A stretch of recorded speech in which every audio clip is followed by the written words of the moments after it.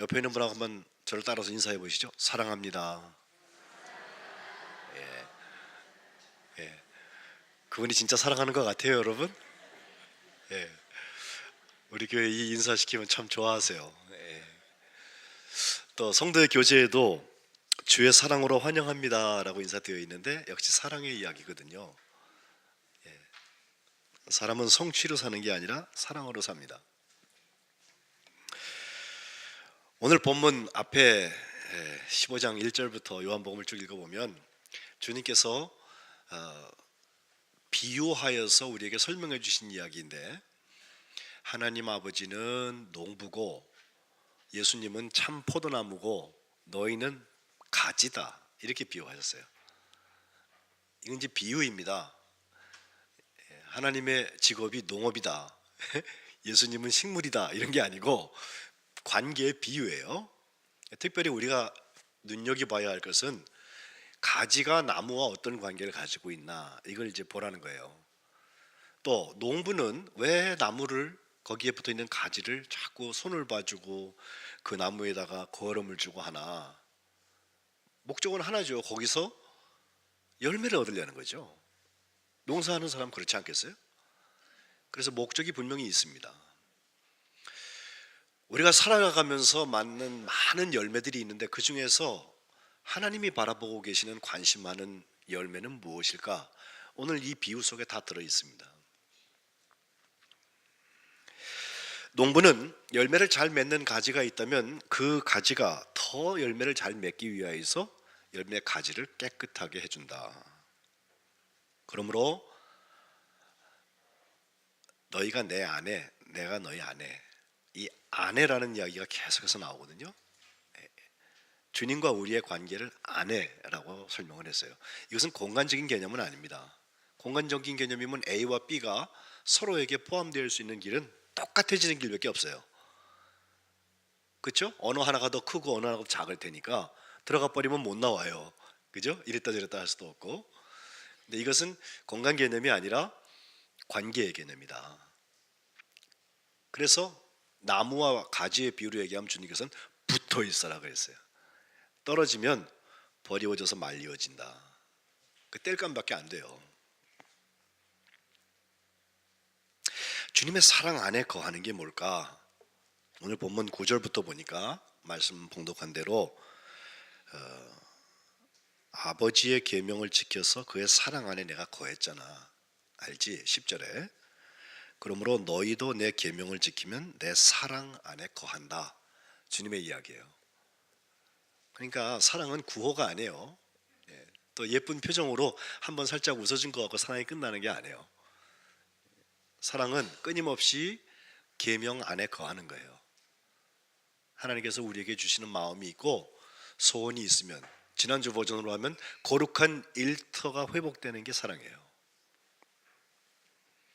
그리고 이것을 주님이 말씀하시는 이유는 주님의 기쁨이 우리에게 있기를 소원해서 그랬다 그랬어요. 11절에 저는 단순한 명절을 지내는 때가 아니라 정말 올해 하나님께서 우리에게 회복시켜 주시는 것 중에서 주님 나라 갈 때까지 꼭 붙들고 가야 되는 바로 그 회복 하나, 사랑의 능력이 회복되시기를 축복합니다.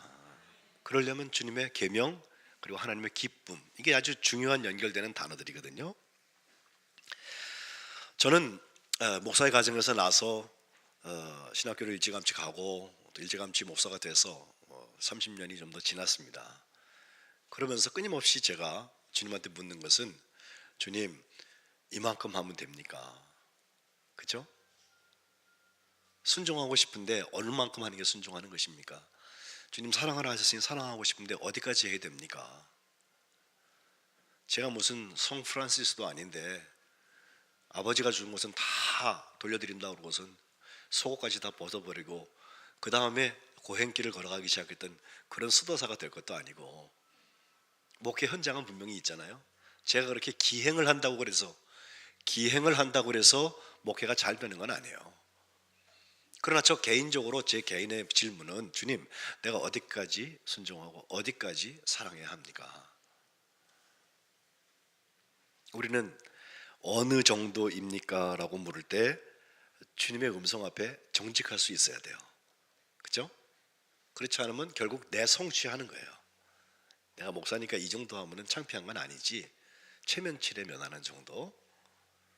근데 정말 사랑의 능력이 거기서 폭발적으로 나타날까?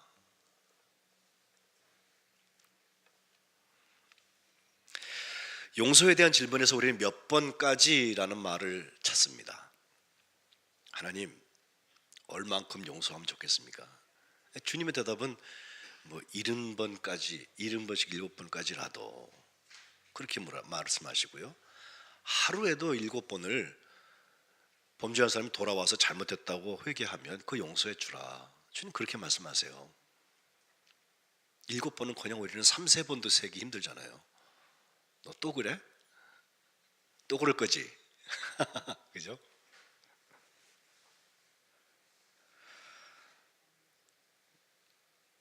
실제로 사도 베드로에게 주님께서 부활하신 다음에 나타나셔서 바요나 시몬아 내가 나를 사랑하느냐, 요한의 아들 시몬아 내가 나를 사랑하느냐, 이거 물어보셨어요. 베드로가 바로 그 전에 주님 십자가에 못 박히시기 전에 달기 울기 전에 3번 부인하리라, 그 말씀을 부인했었는데 그거 그럴 수 없습니다라고 호언장담했는데 결국 부인하고 달기 울잖아요. 뉘우치긴 뉘우쳤어요. 근데 그것 때문에 면목이 없어서 부활한 주님이 내가 나 정말 사랑하냐, 이 사람들보다 나를 더 사랑하냐 라고 물으실 때 대답할 용기가 나지 않아서 내가 주를 하는 줄을 주님이 아십니다, 이렇게 대답하죠. 주님 거기다 대고 내 양을 먹여라, 내 양을 쳐라, 이것을 3번이나 반복하십니다.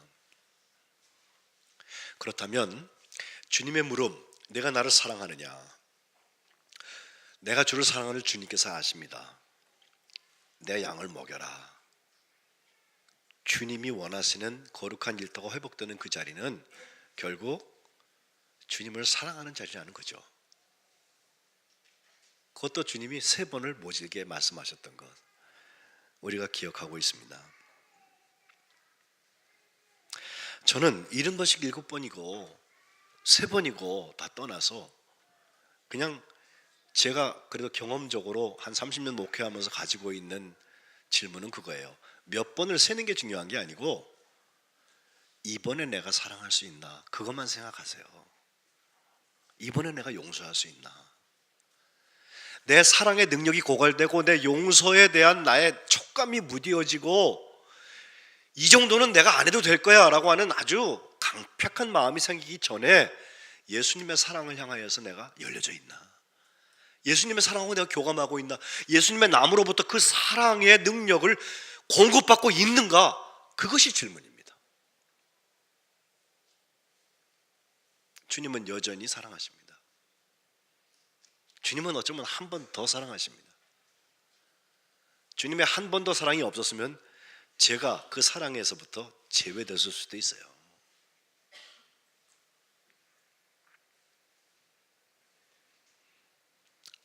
사랑의 반대는 미워하고 질투하고 싸우고 괴결을 부리고 넘어뜨리는 것이 사랑의 반대가 아니라 내가 사랑할 수 있는 그 기회를 놓치는 게 사랑의 반대입니다. 전쟁하는 게 사랑의 반대입니까? 아닙니다. 사랑할 자리를 놓쳐버리는 게 사랑의 반대입니다. 순종의 반대도 거역하고 배신하고 왜곡하는 것이 아니라 순종할 기회를 놓쳐버리면 그 자리에 불순종이 들어가요.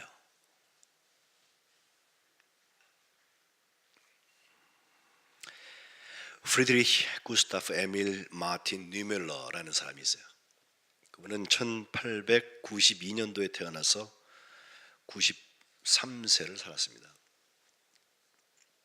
독일에 있는 루터 교회 목사님인데 이분이 사는 동안에 지난 세기에 가장 큰 비극이었고 우리에게 이 역사의 어두움의 발자취로 남아있는 그 히틀러의 나치 운동이 독일에서 일어나요. 그분은 애국자고 백성을 사랑하는 사람이고 목사님이니까 처음에 이 나라와 이 민족을 위하여서 들고 일어났을 때 동조했어요, 나치에. 근데 가다 보니까 이게 이상해지거든요. 그래서 얼른 고백교회라는 게 일어날 때 고백교회의 공동 창시자가 되었습니다. 결국 나치 정권에 반대한다는 이유로 그는 잡혀가서 8년 동안 감옥과 나중에는 그 뮌헨에 있는 다카오라는 수용소 거기에 수용이 되었다가 처형되기 직전에 나치가 져요. 그래서 그도 자유를 얻습니다. 그가 풀려나온 다음에 나치 희생자들을 충분히 돕지 못했다는 것을 얼마나 후회했는지 몰라요.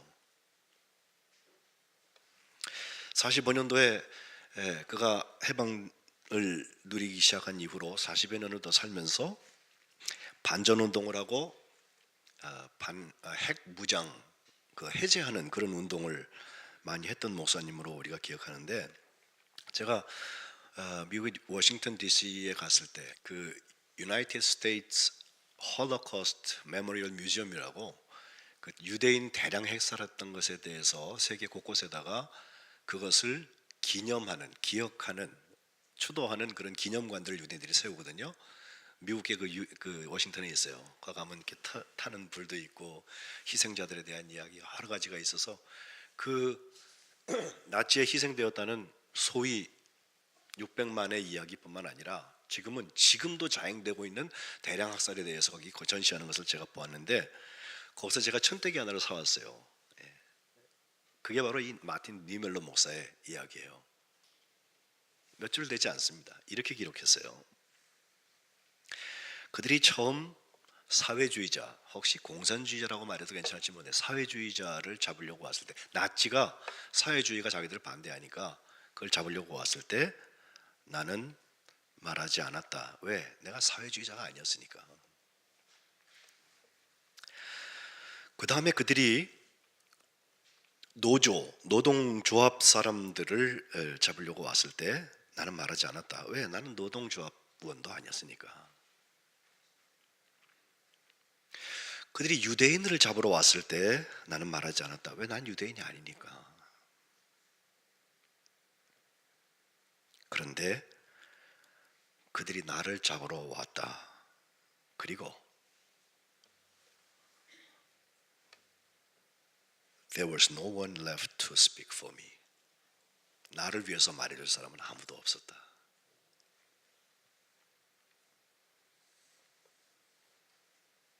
한참 그거 보다가 하나 사왔어요. 제 방에 걸어놨어요. 우리가 사랑할 기회를 놓치는 것은요, 나중에 나를 위하여서 사랑할 그 대상을 잃어버리는 거예요. 나는 이만큼 포부해줬는데 너는 왜 나한테 그것밖에 못하니? 이거 비교하는 건 사랑이 아니에요. 그건 장사입니다. 엉뚱한 데서 사랑받고 엉뚱한 데다 사랑한다고 해서도 할 수 없어요. 예수님이 나를 위하여서 먼저 그 십자가에서 보혈을 흘리신 것 때문에, 다른 이유 없어요. 그것 때문에 나는 사랑의 문을 여는 거예요. 그렇게 하면 나무에 붙어있는 가지가 될 것이고 그 아가페의 사랑의 열매를 맺게 될 것입니다. 이것이 주님께서 나의 사랑 안에 거하라, 내 계명을 지켜라 하고 하는 말씀입니다. 12절에 계속되는 것처럼 내 계명은 곧 내가 너희를 사랑한 것 같이 너희도 서로 사랑하라 하는 이것이다. 서로 사랑하라는 거예요. 우리는 하나님을 사랑하기 위해서 교회 온다고 해요. 그런데 교회 안에서 한 가족, 한 식구들인데, 한 백성 공동체의 지체들인데 우리 서로에게도 사랑의 문을 열지 못할 때가 있어요. 시간이 오래되면 될수록 그런 관계들이 더 많이 생깁니다. 왜? 우리는 사랑과 은혜는 얼른 잊어먹지만 그 섭섭했던 거, 그때 그 사람 때문에 내가 힘들었던 거 오래가요. 오래가.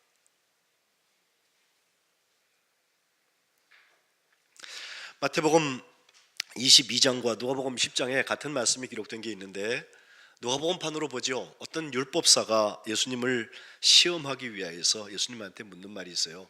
선생님, 내가 무엇을 하여 영생을 얻겠습니까? 예수님께서 반문하십니다. 율법에 뭐라고 기록되어 있고 너는 어떻게 이해하고 있냐? 내가 어떻게 읽느냐?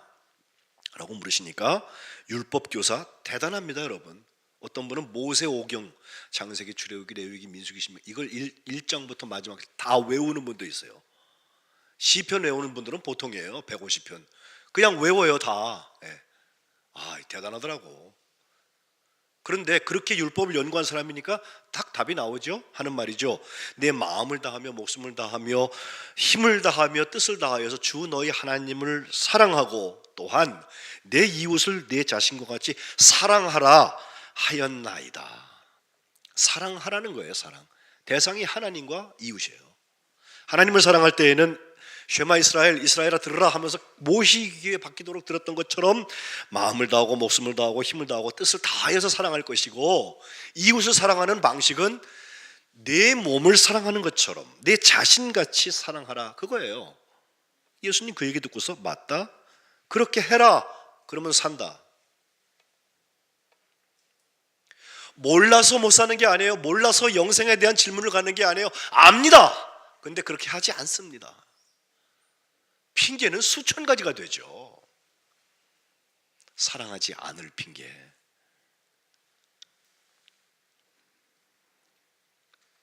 그러자 그 사람이 자기를 옳게 보이려고 예수님을 향하여서 그럼 내 이웃이 누구게요? 그때 주님이 하신 이야기가 우리가 선한 사마리아 사람의 비유로 알고 있는 이야기예요. 이 흐름을 여러분 잘 보셔야 돼요. 강도 맞아서 죽게 된 사람, 그 곁을 제사장도 지나가고 레위인도 지나가고 마지막 사마리아 사람인데 여행자가 지나가게 돼요. 근데 그가 길을 멈추고 그를 거반 죽게 된 그 사람을 불쌍히 여겨서 치유해주고 데리고선 주막에 갖다 주면서 부탁을 또 하죠. 내가 길을 갔다 돌아올 텐데 돈이 더 들면 또 줄 테니까 그때까지 잘 돌보아 달라고. 예수님이 그렇게까지 선한 사마리아 사람, 사마리아 한 사람의 여행자를 그렇게 높이 평가해 놓으신 다음에 바로 그 율법사한테 묻는 거예요. 내 생각에는 이 세 사람 중에 제사장, 레위인 그리고 사마리아 사람 중에 누가 강도 만난 자의 이웃이 되겠느냐? 강도 만난 자의 이웃이 누구냐?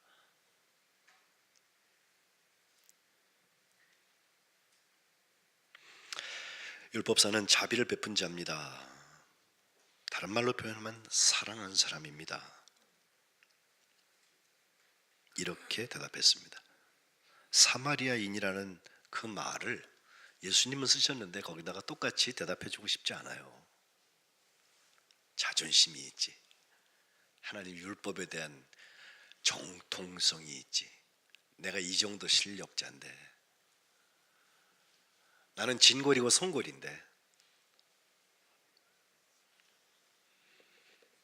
자비를 베푼 자니이다 했더니 예수님께서 다시 한번 가서 너도 이와 같이 하라. 그게 끝이에요. 누가 이웃입니까? 라고 묻거나 어떻게 하여야 영생을 얻겠습니까? 물으면 사랑에서 답 나와요. 그 사랑의 능력이 회복되지 않으면 우리가 거룩한 주권이 어떻고 하나님의 일터가 하나님의 주권이 어떻고 또 거룩한 일터가 어떻고 했던 그 모든 이야기들 어쩌면 거짓말일지도 몰라. 목사님한테 잘 보이려고 교회 역사에 이름 한 줄 내려고.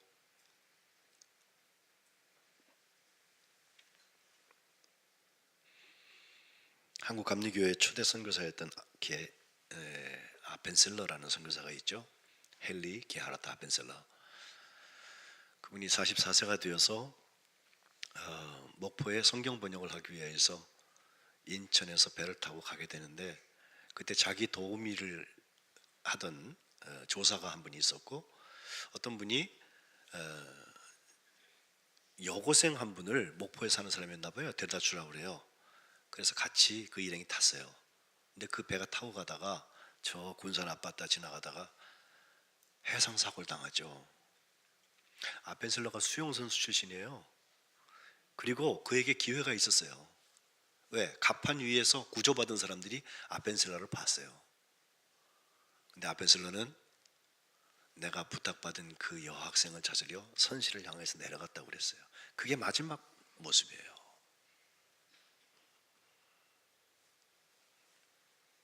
아벤셀러는 제사장도 레위인도 될 수 있지만 사마리아 사람을 살았던 거예요.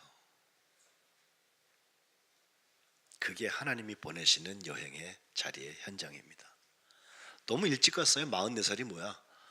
17년 동안 선교를 했는데 그분이 좀 더 오래 했었으면 언더우드와 같이 들어와가지고 훨씬 더 감리교회 선교가 더 잘 됐을 거다. 뭐 이런 정도의 얘기들을 하는데 저는 그만큼 더 감사해요. 그리고 그 마지막이 무슨 일제시대에 들어서 정부와 어떻게 하고 뒤로 이런 거 아니고 친구를 위하여서 목숨을 버리면 이에서 더 큰 사랑이 없다는 말씀 그대로 살았잖아요. 따지지 않았잖아. 그 기회를 사랑했잖아요.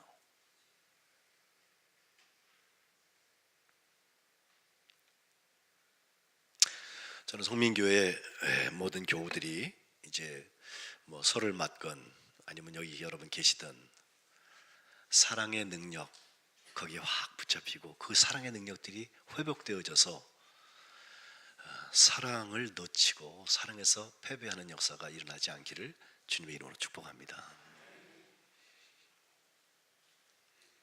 이것이 열매고 이것이 사랑의 기도의 응답입니다. 16절에는 너희가 나를 택한 것이 아니고 내가 너희를 택하여 세웠다. 왜? 너희로 가서 열매를 맺게 하고 또 너희 열매가 항상 있게 하려고 내 이름으로 아버지께 무엇을 구하든지 다 받게 하려고 했다. 주님에게. 이거 기도 이야기죠. 우리가 소원들이 있어서 기도하잖아요. 하나님 이렇게 됐으면 좋겠어요. 내 사정 아시죠? 하나님 이거 어떻게 하면 좋겠어요? 주님하고 의논해요. 대체로 자기 이야기만 하고 전화를 끊어버리는 사람들이 많지만 혹 가다가 보면 그래도 주님이 뭐라고 그러시나 관심 있는 분들도 있어요. 예? 왜 주님은 오늘 말씀하실까? 주님은 어떤 길로 나에게 이런 감동을 주실까? 그 길을 주님께서 어떻게 풀어주실까? 어떻게 인도하실까?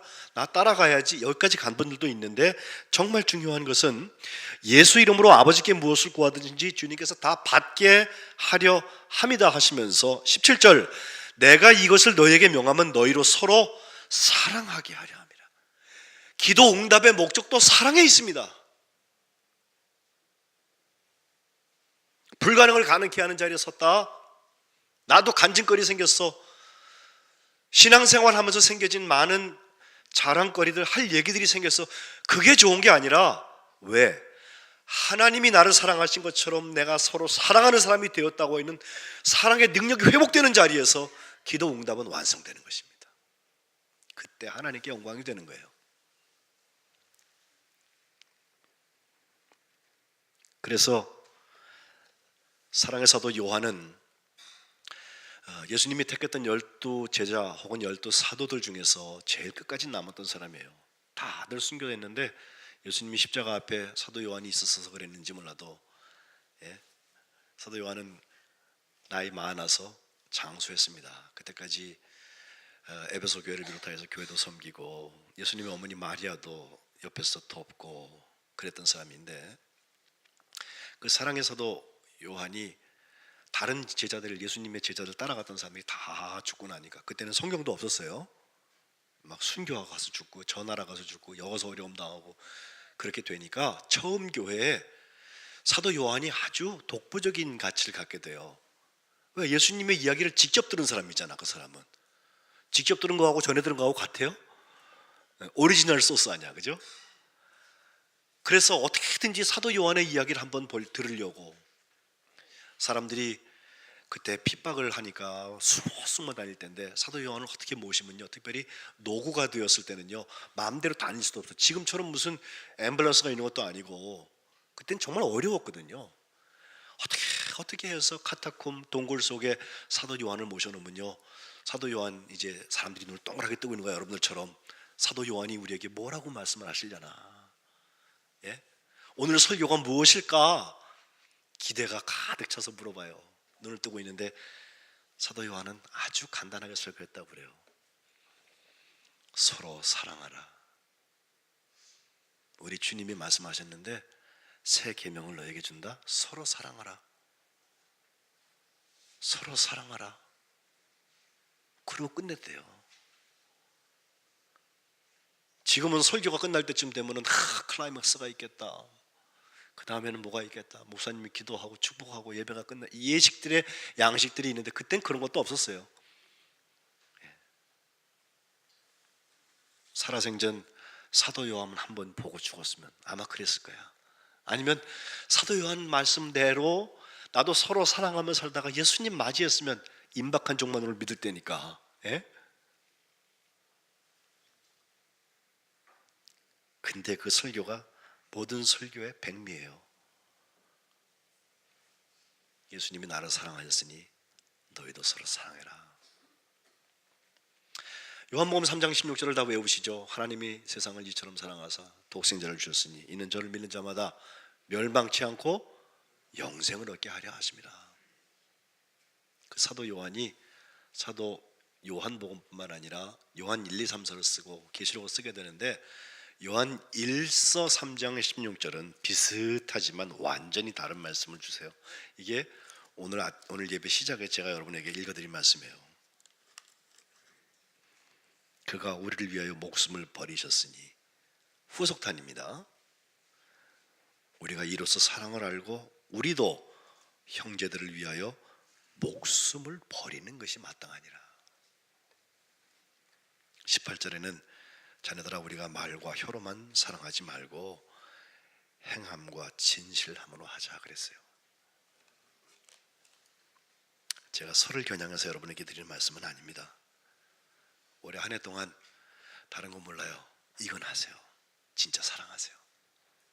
진짜 사랑하세요. 중국교회를 담임했던 안정규 목사 제 친구인데 한번 교회가 안식년을 주어서 주일날 목사님은 맨날 자기 교회만 있잖아요. 여러분처럼 어디 가지도 못하잖아.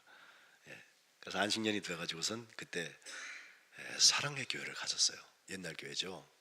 궁금하죠 저희도. 그 방송에 나오는 거 말고 다른 건 뭐가 있을까? 보이지 않는 교회 학교는 어떻게 움직여지나? 이건 궁금하거든요. 가서 예배를 드리려고 탁 와서 이제 앉아 있는데 누군지 모르잖아요. 사람 많으니까. 근데 목사님이요, 한번 인사합시다. 사랑합니다. 인사합시다. 교우들이 그냥 얼굴을 예쁘게 하고 안녕하세요. 사랑합니다. 사랑합니다. 다 인사를 하더래요.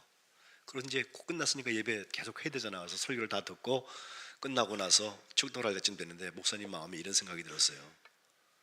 아까 나한테 사랑한다는 사람이 예배 끝난 다음에 어떡하나 한번 봐야지. 혹시라도 나한테 관심을 갖고 오늘 교회 처음 오셨어요? 라고 묻지는 않을까? 이런 기대가 있죠. 목사로서는. 그렇다고 내가 등록할 것도 아니야. 내 교회에 있어 나도. 궁금했어요. 축도가 끝난 다음에 눈 떠보니까 뒤도 안 돌아보고 다 가더래. 아까 사랑한다고 하는 거 목사님이 하라 그러니까 한 거야. 그냥 말로만. 그죠? 웃기지 않아요 좀? 그때는 천사 같아 얼굴이. 인사하라 그러면. 근데 뒤에 가고 딴 거야. 말과 혀로만 예식을 따라서 수준 있게 점잖게 아는 만큼 나는 다치지 않고. 주님이 그렇게 십자가 지셨으면 우리는 구원 없습니다. 이번 구정에도 여러분 어딜 가시든지 거기서 사랑의 기회를 놓치지 마세요. 주님이 주시는 사랑의 기회면요 하세요. 덮어놓고 하세요. 그냥 그 마음 주시면요 주님이 날 사랑하셨지. 사랑하세요. 괜찮아요. 그거 지금 없어도 죽지 않아. 주님 다 채우세요. 지금 내가 자존심 망가지는 것 같죠? 괜찮아요. 그게 화해의 시작이에요. 그게 회복이에요. 성민교회를 통해서 하나님께서 사랑의 능력을 회복하시기를 주의 이름으로 축복합니다. 기도합시다.